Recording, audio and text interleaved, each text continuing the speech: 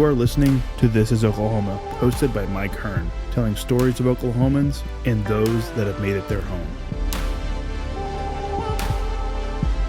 What's up, guys? Welcome back to another episode of This is Oklahoma Podcast. Mike Hearn here, your host, back with another episode. Excited to share this episode with you today, but before we do, I've got to thank our sponsors. First of all, the Oklahoma Hall of Fame. They've been a huge part of this podcast for the last few years. So the Oklahoma Hall of Fame have been sharing Oklahoma's story through its people since 1927.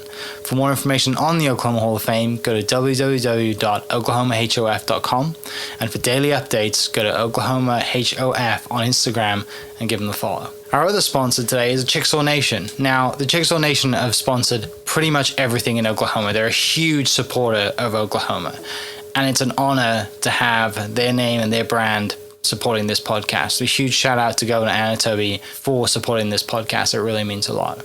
Our third sponsor is Diffie Ford Lincoln down in El Reno. Now, this one makes me so happy because these guys are great friends of mine, play a lot of golf together. I've bought my cars from them, do most of my oil changes down there, have a cup of coffee, hang out down in El Reno. It's a good spot to go. And not only are they great friends, but they provide a great service. So for over 60 years, third generation family owned Oklahoma business down in El Reno. They're also in Bethany as well. So people in the Bethany area know the Diffies really well. But if you're looking for anything new, used, Ford, Lincoln, or whatever, I'm sure they could find anything you want. Check them out, diffieford.net, and then on Instagram at diffiefordlincoln. This episode is presented by Citizens Bank of Edmond. Citizens Bank of Edmond has been serving Edmond since 1901. They pride themselves on investing in the community and are here for all your personal and business banking needs. For more information, go to mycitizens.bank and follow them on Instagram at citizensedmond, as well as go bank there, because I bank there too. It's been a fantastic personal experience for me. I've had my podcast account there now, my podcast business account there now for 4 years now, I think, and it's been fantastic. So definitely worth your time. They're a great group of people, and they're always there to answer the phone when I forget my password, because I seem to forget it daily. So yeah, go to Citizens Edmond and check them out. It's been awesome. This episode is brought to you by the Dog House OKC. Recently, I have been in need of some doggy daycare for my 2 pups, and the Dog House have come in clutch. The team over there are incredible. They've taken care of my 2 golden doodles, and so it's been an honor to partner with them on the podcast and share the love. And the one thing that I do with the sponsors that I have is stuff that I use and recommend, like the Diffies with my car, Hall of Fame. They're awesome. Citizens Banks, where I bank. Chickasaw Nation, huge supporter of Oklahoma. And adding to that is the Dog House. And so if you're in need of doggy daycare in the day or boarding overnight, they do grooming and other cool things too. But I've had a fantastic experience, and it's an honor and a privilege to share this with you too. So go to thedogHouseOKC.com and follow them on Instagram at thedogHouseOKC. And hopefully our pups will run into each other. What's up, guys? Welcome back to another episode of This is Oklahoma. Mike Hearn here, host, back with another episode down in Norman today. Personally, I am in enemy territory. I am an OSU fan if you haven't listened to this podcast before. But we're here, we're sat here with a friend. It's great having friends on the podcast, and it's great when friends open up businesses and follow their dreams, and that's what we're going to talk about today. So it gives me great pleasure to introduce Jenny to the podcast, and we are at Studio JBerg. Is this Main Street in Norman? Yes. We're on Main Street in Norman, which you're a Norman girl, so this must be really cool for you to have a spot on. Yeah, it is. It's really fun. Yeah. So, for people listening, we've known each other, what now, 3 years maybe? Yeah. Leadership Oklahoma City, Loyal, class together. Had some great times there. Shout out to Loyal. It was awesome. I definitely didn't socialize as much as I probably should have. Well, our class was so small. Our class, we did 2 years because of COVID, right? Yeah, and then our class was half the size as everybody else's. Yeah, and then I was lucky enough to get by missing the full, whatever that weekend was that everyone had to go to because I was out of town. I forgot about that. And everybody got COVID at the retreat. Yeah. Got lucky there. But when we met, you were an architect of steel buildings, if I remember right. Structural engineer. Structural engineer. That's like the dumb way of saying you're an architect. For me, the dumb way, not you. You're a structural engineer, and now you have a beautiful store in Norman with your artwork all over the walls and other curated, bits and pieces for people to come in and shop. It's a beautiful, bright space, and when I walked in here, I instantly just felt like wow, like I felt like I'd been taken to a different place. And I think that's what art does to people, right? You see something on the wall and it's well lit and you're like, like how does this make me feel? And you get a look into how you feel when you paint something. And so I definitely like feel great being in here, and I'm sure you do too every day. Before we get to the art stuff though, and following your dreams and opening up a business, tell me about you. Tell me about where you were born and raised and what your like origin Oklahoma story is. Yeah, so I'm actually from Texas. Don't tell anybody. Horns down for peace. Shout out to Eddie Radosevich. So I'm from Spring, Texas. I came to OU to chase tornadoes. I saw the movie Twister as a kid, and it actually stuck with me so long that I knew I wanted to go chase tornadoes. So I came to the best meteorology school in the nation at OU. And my very first tornado season, I'll never forget the sirens and the panic attacks that came with it, because I didn't know what a tornado was like. I had never experienced a tornado warning. And so in that moment, I decided that I didn't have the nerves for tornadoes. And I went to my advisor and I was like, I like math and science. What do I do? And they were like, be an engineer. And so I spent the next 12 years of my career designing tornado shelters for more public schools. When after the tornado came through and those kids passed away, they put together a big bond issue to put tornado shelters in every single school. And so I was a part of that implementation and the design. Yeah. So it's kind of cool how it came full circle when I came to Oklahoma to chase tornadoes and then spent most of my career designing shelters to protect kids from them. So. Yeah, that is full circle, right? That's really cool to be here and do that. What did you think when you came to OU? Like, obviously you want to chase tornadoes and that, you're watching Twister and you're seeing them doing that and you think. I cried when I came to OU because I saw the size of the mall. And everything here in Norman is so small compared to Houston. Yeah. It was a big culture shock, but now it's become home. Mm-hmm. I go back to Houston and I don't even identify with it anymore. I'm an Okie girl.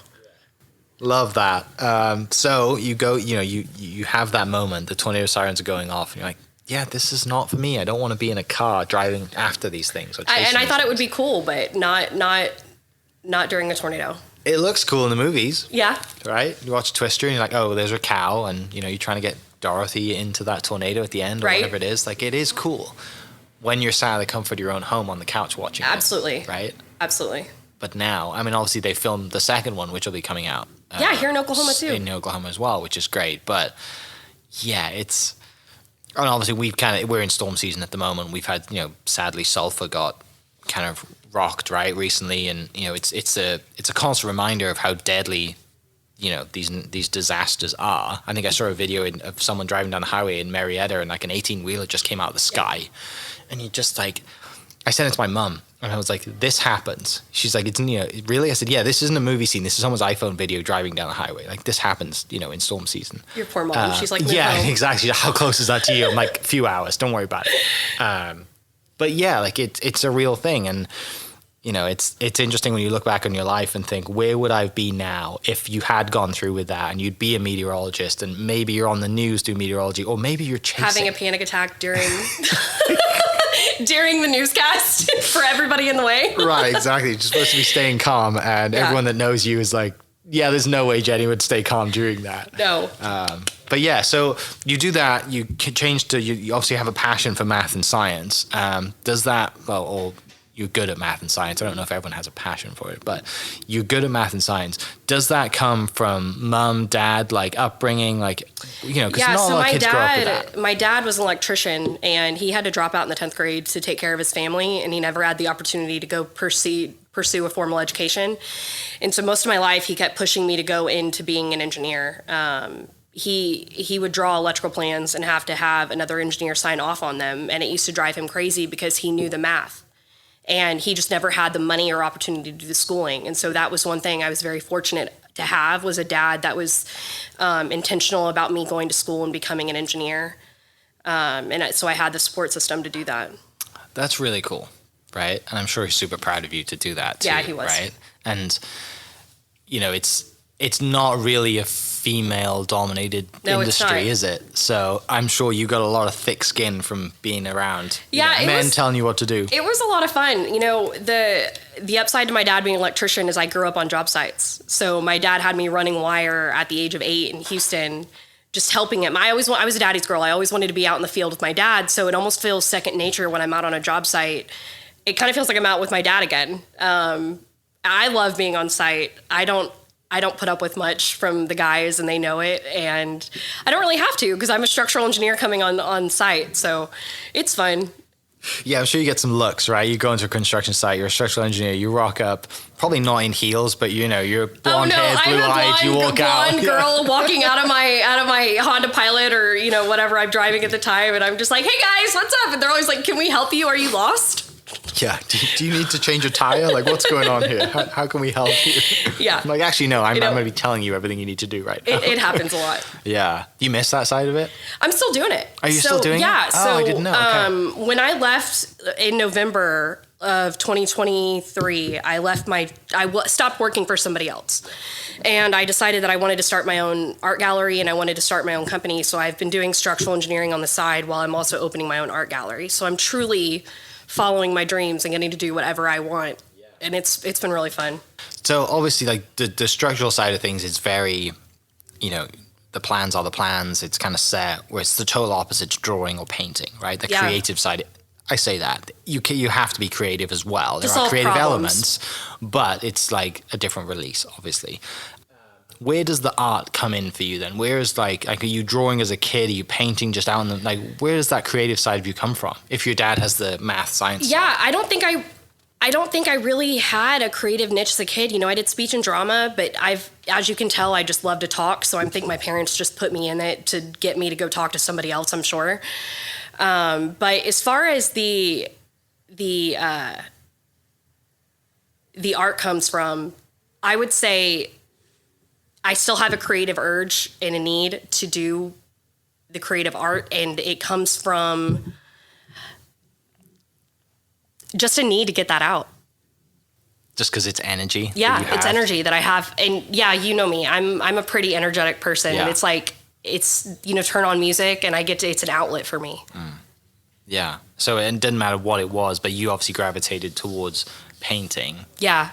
It was during COVID. So, during COVID, I think everybody kind of had a realization of what is our life, what is our day-to-day life. Everything stopped. And so for me, during COVID, I was in a failing marriage. I had 2 kids. I was working 60-hour weeks, and I was exhausted, and I needed an outlet. I needed something, and I'll never forget, my ex-husband came home with a kid's paint set and was like, here, if you need an outlet, use this. And at the time, I was so grateful just to have something. So I started painting, and I burned through all that paint. And then next thing I know, I'm selling art, and I'm able to buy professional art materials. And so it truly was an organic growth into where we are now. It's amazing, like the amount of businesses that have come out of COVID. Yeah. Right. I mean, there's a lot of bad things that happened during COVID, and every family is definitely have been affected by it in some way or another. But there's a lot of good that come out of it because, like you said, it gave people time to be like reset. And like, you know what? If I may, it kind of was like a wake up call, right? Maybe life is so short. Yeah. Like, what do I want to do? It helped everyone align their priorities and decide what was important. And to me, I had to put more time into my family and myself, or I wasn't going to make it, because I was pouring everything I had into my career, and I needed an outlet. I needed something that was mine. And this is what came from it. Yeah. Well, and even if you never sold anything and you just gave it away and you didn't have this gallery, mentally it put you in such a better place anyway. Absolutely. Right? So it kind of serves a great purpose now to have a store, the gallery, be a business owner. Is almost a justification for my hobby, for my passion. So it gives me a place to sell my art, but also gives a space for me to publicize other artists and give a community space and allow. We've got a ceramics artist here. We've got rotating artists every quarter. We've got a 7th grader here in Norman that makes shells from shells she actually finds in Galveston, and she cleans them and paints them and sells them as ornaments or ring holders. So we're just trying to give a space for other artists as well as my own art. Yeah. And again, when you look around, you see that, right? You got a wall in the corner here that every month you said it rotates for a different artist, right? And and I feel like the art community is like that as well. It's not just like, it seems like the art community is very, from my limited knowledge, especially in Oklahoma. Yeah. It's just an Oklahoma thing, probably. and also like our loyal class. There's a lot of painters. Natalie's great at it, right? Yes. There's a lot of kind of creative people in the loyal class that, yeah, it just kind of brings you together. And, you know, you look back at that class over those 2 years and where we're all at now, it's such a transformation. Everyone's lives have changed so much. Yeah. And you never think that. No, and I didn't think that Loyal would either have that big of an impact on my life either, but some of my very best friends have come out of that class. You know, Charlie Alvarado, I talk to him all the time, and Allie. So that class definitely changed my life. Yeah, and you're right. Well, at the time, you're just like, oh, maybe this is a resume thing, or maybe I just, you know, all my friends are telling me I need to do this because it'll look good on, good on the resume, but they never tell you like really what you'll get out of it. It's hard to explain it. But I think we got more out of it than others because our class was so small and so long. Mm-hmm. I do think that we may have missed out on more connections, more networking connections, because some other classes have 60 people in their group me messages and we have like 24. I think that's I don't even know what we're down to anymore. But the upside to that is that we created really close knit relationships with our peers. And I would, anyone listening should definitely do Loyal and reach out to Loyal or apply for it. If you need a reference, let me know, because it's so awesome. Like, it might seem like a lot. It's every Tuesday, right, for quite a while or whatever the schedule is. And our team was awesome. And yeah, it was just a really good experience. And like, we wouldn't be here without it. Absolutely. Right? Like, there's no way I would have bumped into you. I don't need anything for an architecture or metal building. Like, not yet anyway. And you also have faith in humanity too, right? Like when you see that group and you're like, well, the good things that they're doing in the city, and like, when someone tells you you are going to be the next group of city leaders, you don't believe it, right? You don't. It feels so far away. Yeah. And now you look back at 3 years later, and just a short amount of 3 years, I think is what it was. Like, everyone's going on to do insane It's really things. fun to watch. Yeah, it is really cool. But that's our pitch for Loyal. You should do it. Back to that kind of creative time, and you mentioned, not really being in a great relationship at the time. You're a mother as well. You're working 60 hours a week, so art is like, this is my place of zen and peace. Mm-hmm. Where does it kind of go from there then? Like you said, you have that kids paint set you start with. Did you know anything about the art scene at all? Like you mentioned buying professional stuff. Like, how does it go? I literally started watching YouTube videos. And I have my mom kept all my original sketches from a few years ago because she loved them so much, but I wanted to throw them away. But my mom came up and was like, she saw all the flowers that I'd been sketching through YouTube videos. And she was like, no, we need to keep these. And I look back at them and I can see how far I've come in only 3 years and how my style has really changed. When I first started painting, I wanted to do a lot of interiors and toned down. If you look at my original art, it was very toned down and almost like it was trying to fit in. And now my art is so bold and different, and you almost have to make an intentional decision to add color to your house if you want to buy my art. You're not going to get away with some, Hobby Lobby special. My art just doesn't fit that vibe. It's loud. So it's continued to be an outlet for me. With that, then, you talk about finding kind of your style, your voice through the canvas, whatever it is. Tell me about it. Let's dive into that. Like, where did you, is there anything you do special specifically for each painting? Like, or is it just kind of, music. Like, what's your process? Music is a huge aspect of what, of where my art comes from. I listen to a lot of Taylor Swift or Lakeside Dive. I don't know Lakeside Dive, but they're the world good. knows. It's really good. Swift, yeah. So music is a big feeder for me. It's also where I get a lot of inspiration is from my music. Music is very personal, obviously, and Taylor Swift has albums throughout our entire existence. Yes, it seems like that's why probably she's so good, because there is a song of hers for every kind of year that you grow up, I guess. No, it literally is. Like, I can march back from when I was 18 years old to her first album to where I am now, and she's almost my age, or I think she's older than me. But it's funny, we've had a lot of similar things happen. So you identify with her music so strongly. But it's fine. I'm a Swiftie till I die. Have you seen her in concert yet? Yes. Where did you go? Dallas. I had front row seats. I was like at one point the closest person in the stadium to her, and I cried for 3 songs straight. Can we talk about this experience? No, so I didn't get tickets, and a lot of Taylor Swift fans didn't get tickets.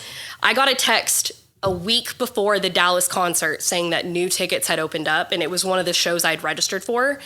You have a total of maybe 10 minutes to buy these tickets. They're $500 each, floor seats. I called David and I'm like, I don't know how much we have in savings. I don't care, but I just got floor seats to Taylor Swift and we have to buy them. So I put them on a credit card, and somehow the seats that were available was like the very corner 2 seats of the entire stadium. I mean, I was the closest person to her at one point, and I literally was bawling my eyes out because she's everything to me. I can't believe I was this close to her. So anyway. Did David go with you? No, Emily did, but Okay. she was just like, she's not into Taylor Swift. So the whole time she was just like, what is this? Oh my God. But now, she grows up knowing that she got to see one of the greatest ever. Yeah, right? absolutely. Not just singers, but operators of a business. Right. She really is a genius. And I kind of like it. If people listening know David, it would have been really funny if you said, yeah, he sat through the entire thing, because Poor he's just guy. like this giant buff dude in the front row of Taylor Swift, all these screaming ladies Oh around my God, him. he would do it too. I know.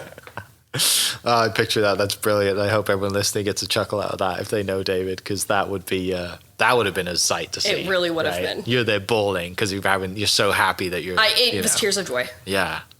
And well, it goes back to like, there's so many things that I think, and maybe this was a realization during COVID too, of like, spend the money, right? Put it on Absolutely. a credit card, go have the experience. And whether that's buying a Taylor Swift ticket or that's opening a business or whatever it is, like, jump in with both I feet. think experiences over things has been something I've really taken away. Like earlier on in my 20s, it was, you wanted the handbag that everybody had or the jewelry that everybody has. But like, I knew that if I died and had not had the experience of opening up my own store and running my own business, I would not die happy. And I think about that a lot. Like, had I not taken a leap of faith to completely implode my life and start over, I don't know where I'd be. I would have been so unhappy.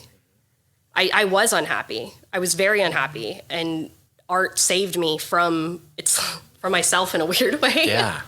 Yeah, because you're just on the hamster wheel at the time, right? And I can't imagine, like, you're a mother, you got kids and you've got a job and you have all these societal expectations too of every. I think that was the hardest part for me of being a young mom, is the society's expectations that you have to do it all. As a working mom, you have to do it all. You have to cook, you have to clean, you have to pick up, you have to do drop off, you have to go to every PTA meeting. It's impossible. It's physically impossible to be more than one person. So the sooner I accepted the fact that I can never be all those things, the happier I became. Yeah.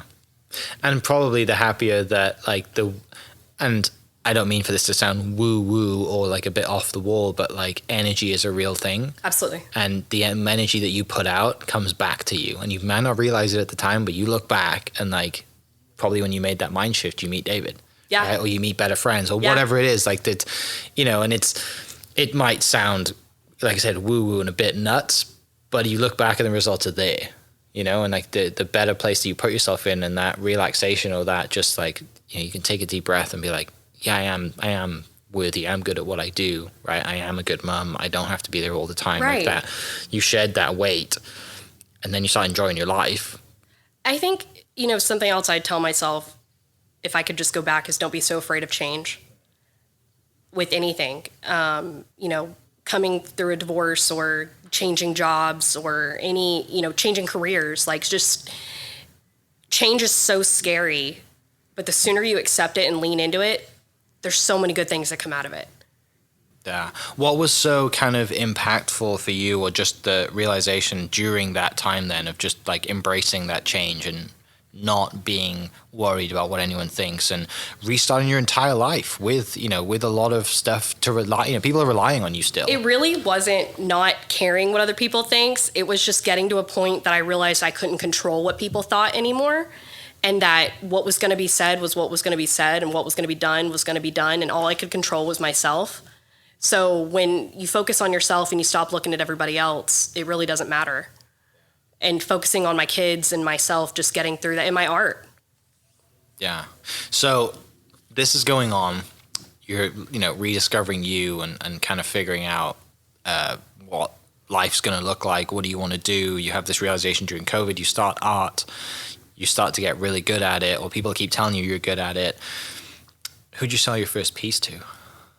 a guy named Vinay Thotunkel. He's another engineer. He's a friend of mine. And I made a piece that was supposed to be a female figure in a storm. And he bought it for his daughter. But he was like one of my very first collectors that he was a friend. So it kind of felt stupid at the time that a friend was buying my art. But at the same time, it was monumental because it gave me a stream of income that I didn't have and confidence that I didn't have. Like, it's something cool whenever your friends think what you're doing is good. You're like, okay, I think I can keep doing this. So that was kind of the earliest encouragement. It was just family, friends buying my art and, encouraging me to keep going. And then next thing I know, strangers are wanting to buy my art. And it's funny, every time a stranger buys my art, I almost want to ask why. Like, why? Are you sure? But I'm working through that. Yeah. That will probably never go away, right? Like, that's just, I think everyone...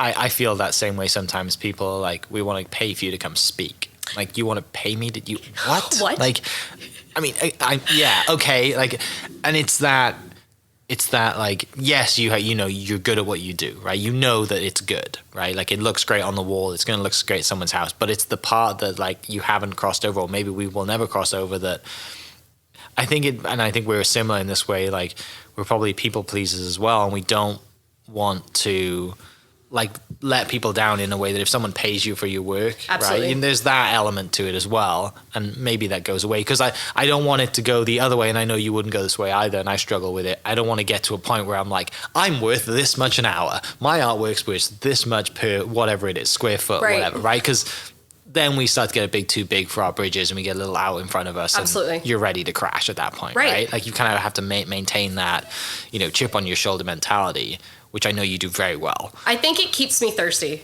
Yeah. I'm always trying to improve. The second I think I've made it, that's when I think my art will probably start to suck.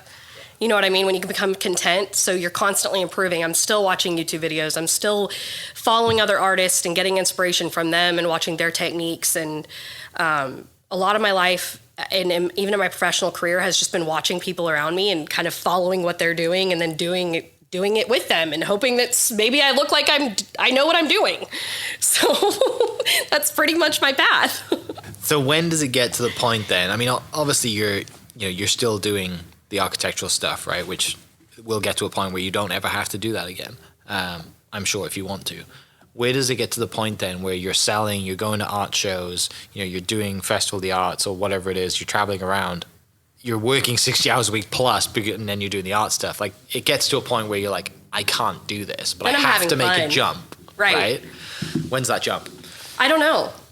Still haven't got there yet? No, I haven't. I haven't even allowed myself to go into fruition and think about that yet. I'm still so excited about where I'm at right now. Norman's been so accepting of us and excited about us and telling their friends and getting their kids in here and coming out for Art Walk. And I'm kind of just excited about getting really involved in Norman and becoming a pillar of Norman and getting to contribute in Norman and make a difference. We're starting to get involved in a lot of nonprofits, and I'm in talks with Meals on Wheels to potentially become a board member with them, and like just them and Big Brothers Big Sisters. There's so many good things happening here in Norman that when I was in the corporate world in the city, I was heavily involved in the city's nonprofits. But now that I'm here in Norman, I'm trying to focus on the Norman nonprofits, and it's been a great experience. Where does that want to give back on the nonprofit side of you come from? I think there's a want to give back in general. I mean, just like with my rotating artists, we don't charge them to. It's free. It's free for them to put their art up here, and a lot of places charge or take a commission. We try to make it fair to the artists, and I only take a 30% commission, whereas other places can take as much as 50 or 60. So I just think in general, we're just trying to give other artists a space to grow, as well as myself. Yeah, it fosters creativity. It helps the whole, scene, right? Like, yeah. Because that, one day you never know who that artist is that you're helping feature and get off the ground. Because one day they could blow up and be something, and they remember that. I fully believe in giving back. Things come back. Good things come back for you. Yeah. So moving on from the giving back thing and moving back into kind of like the process, and you're always constantly learning. Where does the idea, or where does it start? Do you think one day I I want to have my own spot? I think I always knew I wanted to do something on my own. I just didn't know what. I thought it might be an engineering firm. I don't know what I thought I would do. Because you have your own like engineering side too, right?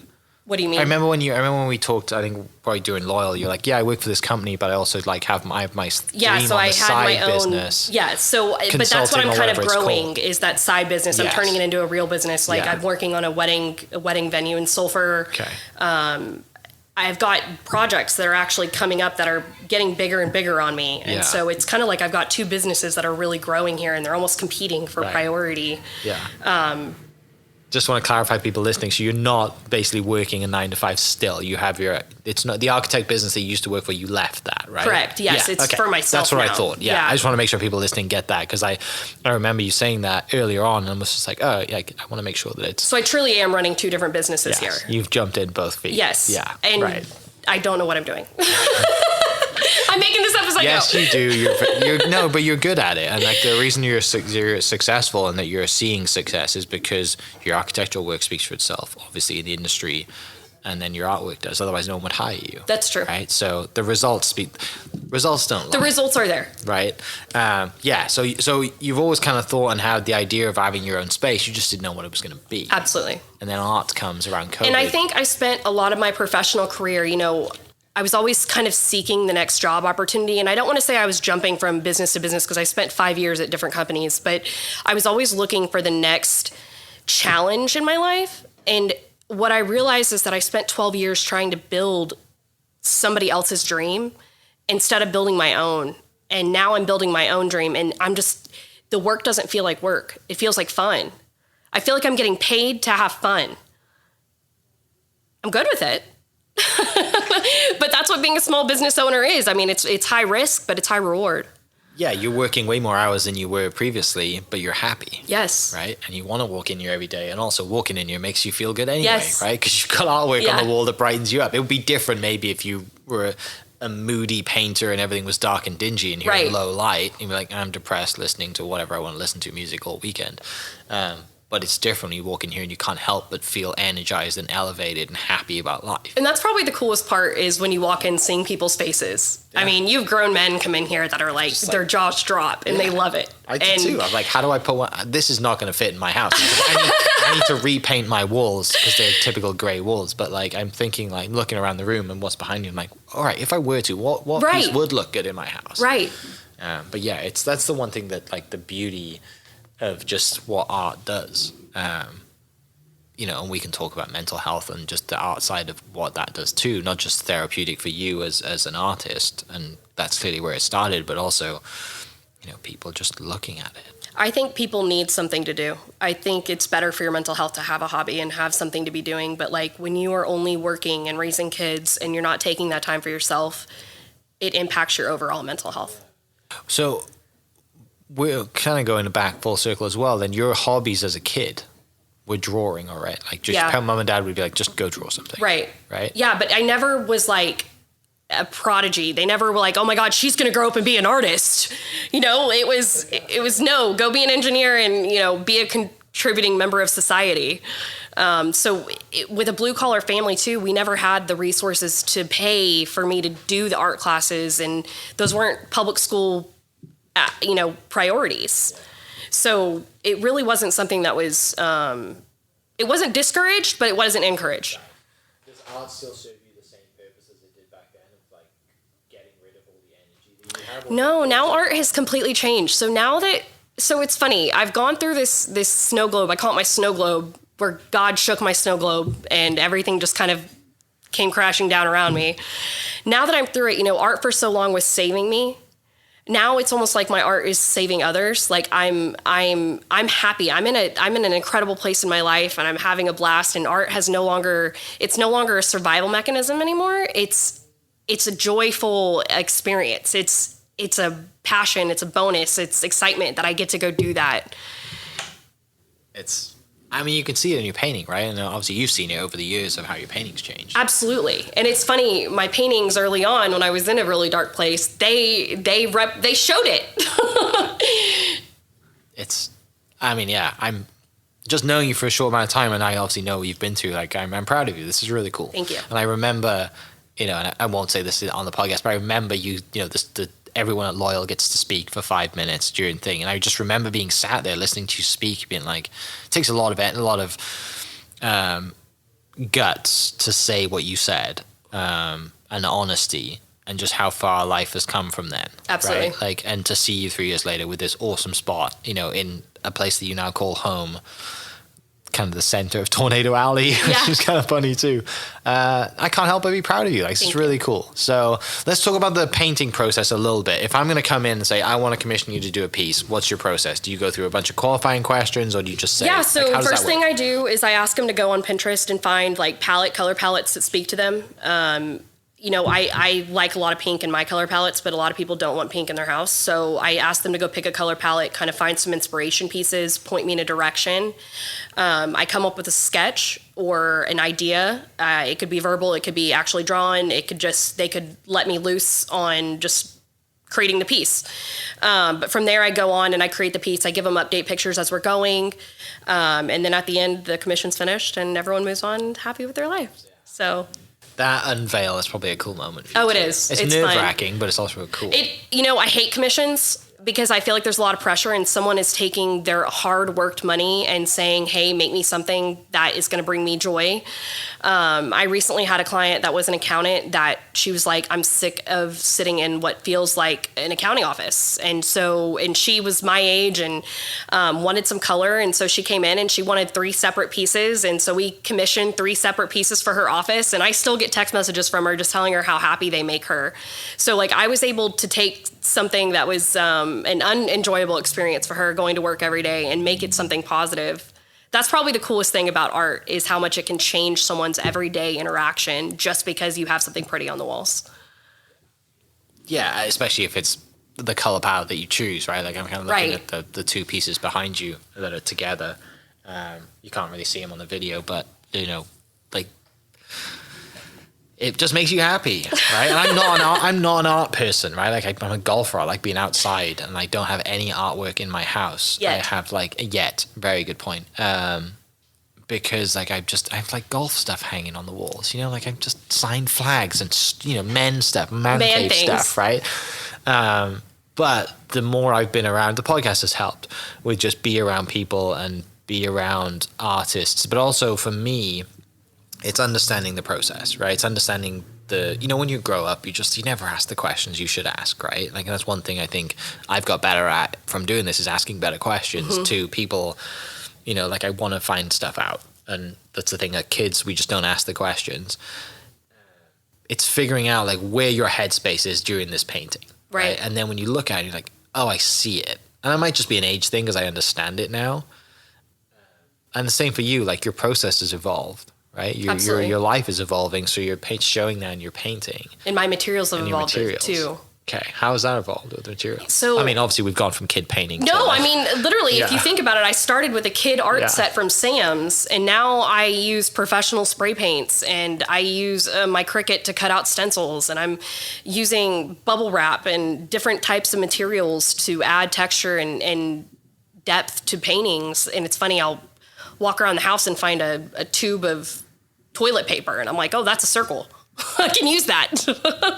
So I'm always trying to find random materials to kind of deepen my work and broaden my techniques. It's probably a good thing you didn't grow up like going to art school.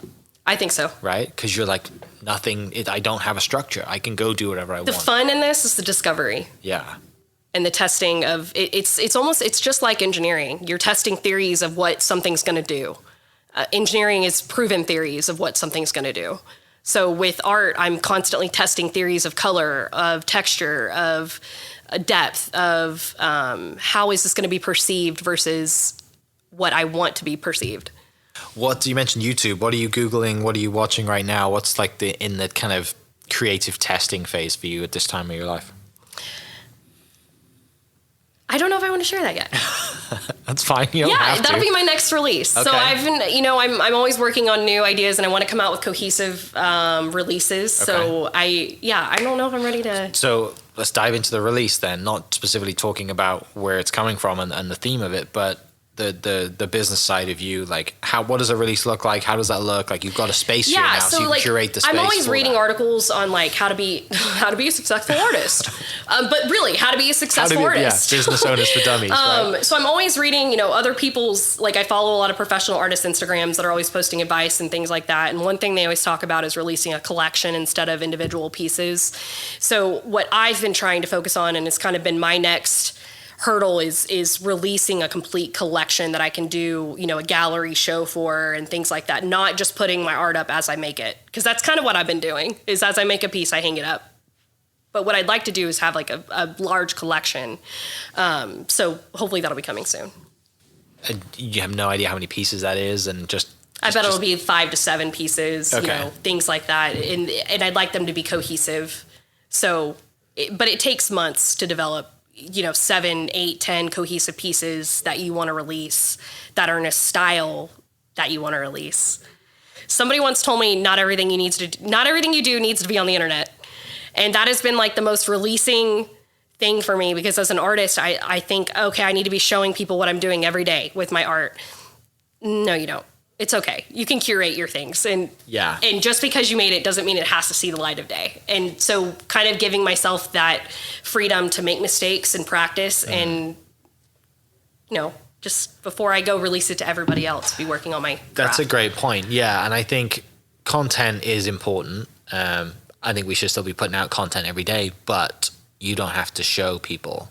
You can tease it. Yes. Like it's smart to tease it, right? Like right. And people listening, they're like, might be social media people, and you're told to post content every day, and that's true. You should, and but for you, like you don't have to. You can just show like, hey, I'm painting today. You don't have to be like, this is the piece. I get you don't analysis have to dive paralysis. Like I get so caught up in what am I showing, and are people gonna like it? Is it finished? Is it the right lighting? Like there's so many things that you overthink it. I overthink it. Yeah, and then I'll just go weeks without posting, and then I'm like, I'm failing. So it's like a constant battle of like wanting to share my craft and my art and be vulnerable, but also being an artist and not wanting to share those things sometimes. Yeah.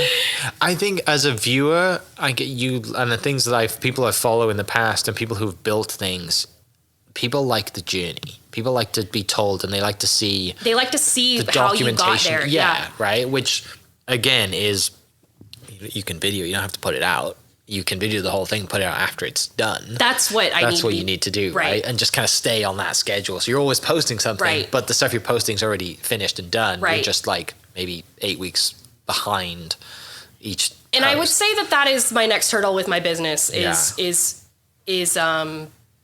professionalizing, or what am I trying to say? Structuring my social media better, structuring my business better. Because right now I've just been really operating as like a new artist. I haven't been operating as like a business owner. And so now this last few months have really been about me evolving into an art business owner, and learning how to be successful. Is Instagram, social media, where you get a lot of your business from? You think that's like the main driver? Yeah. And it's free. And it's free. And the store. I mean, the store gets the word out a lot, and people love to see a brick and mortar. Yes, they do. Yeah. And I think people like the idea of ordering from a brick and mortar. Well, and also you get to invite people to your space, right? Like it's much different. I think it's a much easier sell when you just say, come by the store. Right. Let's hang out. Let's chat. Do you want a piece that's in here, or do you want me, Well, and when people come in, the reason I started curating all these different items is because I realized that people wanted to walk out with a piece of it. Okay. So people come in, they see the art, but they're not ready to drop $1,100 on a piece of art. Well, they are ready to buy a book, or they are ready to buy a print, or they are ready to buy earrings. And so I wanted to give something for them to walk out with that felt like they were getting to take that magic with them. So that has just evolved out of you seeing a need for. I bet you didn't think that you'd open No, this was supposed to be an art gallery. This is a store, right? Now it's a store. Yeah. And it definitely wasn't intentional. But I just started curating different items because people love the experience of being in here so much. And I noticed that people wanted something to walk out with. And I can't make endless pieces of art for everybody to walk out with that are small. So that's when I started saying, okay, let's get the tumblers in here. Let's get some frames in here. Let's get some funny stickers in here. So we've got, all sorts of items, soaps, embroidery kits. We've got paint by numbers kits. I'm trying to really keep the arts and crafts part in the store by keeping those curated paint by number kits, the embroidery kits, things like that, so that other people can find their creativity too. Yeah, you go back to where you started. Literally. Right? And you're like, someone comes in here and you know, there might be... I mean, just yesterday, there was a mom in here with 3 kids that looked like she wanted to pull her hair out, and she was looking at these paint by number kits, and she's like, these look great for me just to do by myself. And I was like, they are, sister, get it. I started this, yeah. So that's how it started. Yeah. So who knows? This woman's life may change tomorrow. She may want to be an artist too. Right. Well, and you can relate to that, right? Absolutely. Kids running around, it's crazy. I don't know what I'm doing. And then you just see this kind of outlet for peace and time and and I see other moms in a position where I was, and I feel for them. And like, it's like yesterday I saw it in her, and I was like, yes, you need this. That's also good about like the good thing about content and stuff. And I don't know how much you're a Nova. I think you're a sharer anyway, because you like to talk, but that the marketer inside of me is like, that's a story that you should tell, right? There'll become a time where you can tell that story, right? But there is like, that's why the podcast is great. But there are times where, you know, and I'm adding one thing to a million things that you should probably do with your business already, as far as social media and all the other marketing stuff, and running a store and getting inventory. Earlier, you were geeked out because you got accepted for, you know, to buy another wholesale item, right? So there's so much things going on. But I just think, like, as a consumer, people want to hear that story. Yeah. Right? They want to hear the start. They want to hear why it started. And, you know, they don't expect you to say what you said on the podcast about where it started. They expect you to say, I went to art school. I did this. I had a dream to be an artist. I was always going to be this. I played with Barbie dolls growing up because that's the same color palette. Like, I love Taylor's, you know, like all the things. I think that's why I suffer with imposter syndrome so much. Because, I do too. I'm a Welsh guy that hosts a podcast in Oklahoma. Like, you're speaking my language right now. Yeah, I mean, it's the imposter syndrome. It's just like you said. When people ask me about my art, I almost feel like I think they need me to say that I went to art school. They need me to say that I was professionally trained. But they love it. People love it that I'm making this up. Yeah, because that gives them hope that they can do Absolutely, it too, and right? It's real. It is. People want reality. Yeah. I apply that in all aspects of my life, just being real. Studio JBerg is going to have its own reality show soon. Probably. Life. That I would love to see. That would be hilarious. I don't know if David wants to be on camera the whole time. No, but he is the accountant. He wants to be in the background. Yeah, he'd be in the background. But no, it's awesome. Let's finish up with this. Norman obviously is obviously we had the music festival, sadly got ruined by weather. There's a lot of cool things happening in Norman. The biggest thing people can't wait for is football season. The SEC's coming to town. So excited. You're a football fan. Yes. Will you be doing anything specific? Your art really isn't. The color palette doesn't go to football, but I'm interested to hear where your mind is at to go create pieces during that time. One, I think the SEC coming to Norman is a great, amazing. It's an amazing opportunity. I just hope Norman's ready. I hope we're ready to evolve and grow and change, because when you go to these other SEC towns, they are prepared. As far as us fitting in with the changing in Norman, I think Norman has so much character. We don't need to be associated with football. We're Norman. You know, we're the character of Norman, and I'm excited for the SEC and, ESPN and everyone to get down here and really see how cool Norman is. Awesome. Where can people find you? Not just the physical address here, but socials that you might post on. Yeah, at Studio JBerg on Instagram and Facebook. That's it? That's it. And the location here? 229 East Main, Suite 100 in Norman on Main Street. Can't miss it. And it looks like we have some customers maybe coming in right now, so you can unlock the door when we finish. Thanks so much for taking the time out. Really appreciate you. So proud of you. This is incredible. Excited to see where you go from here. Excited to just see how happy you are and just walk. I can see it in your face. Like, you're super pumped and smiling. And obviously meeting David's a huge life changer, and I know how good he is too. So excited for that. Excited for your wedding, which will be in a year's time on a beach somewhere. Looks awesome. It's definitely not in Oklahoma. And yeah, excited to watch you grow. But yeah, thanks so much. Appreciate you and people listening. I'll put the contact information and the address in the description. You can swing on by down on Main Street, come in, buy yourself a paint kit, start, be creative. You never know where it's going to end up. So thanks for listening. We'll catch you next episode. Cheers. Hope you guys enjoyed that great episode. Thank you so much for listening. As always, huge shout out to our sponsors, the Oklahoma Hall of Fame, sharing Oklahoma story through its people since 1927. For more information on the Oklahoma Hall of Fame, go to www.oklahomahof.com and follow them on Instagram for daily updates at oklahomahof. Our other sponsor, the Chickasaw Nation, amazing sponsor. They do amazing things for the state, and they're always sponsoring something in Oklahoma. They're a huge supporter of Oklahoma, and without their support, we wouldn't be able to do what we do.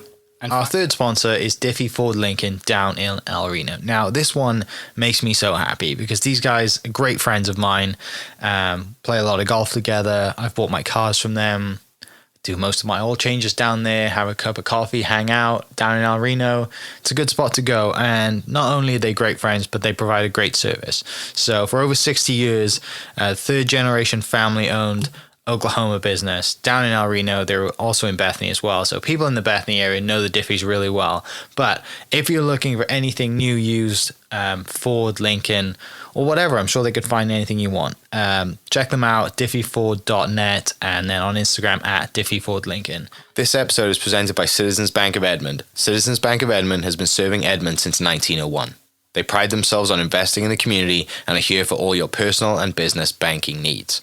For more information, go to mycitizens.bank and follow them on Instagram at citizensedmond, as well as go bank there because I bank there too. It's been a fantastic personal experience for me. I've had my podcast account there now, my podcast business account there now for 4 years now, I think, and it's been fantastic. So definitely worth your time. They're a great group of people, and they're always there to answer the phone when I forget my password because I seem to forget it daily.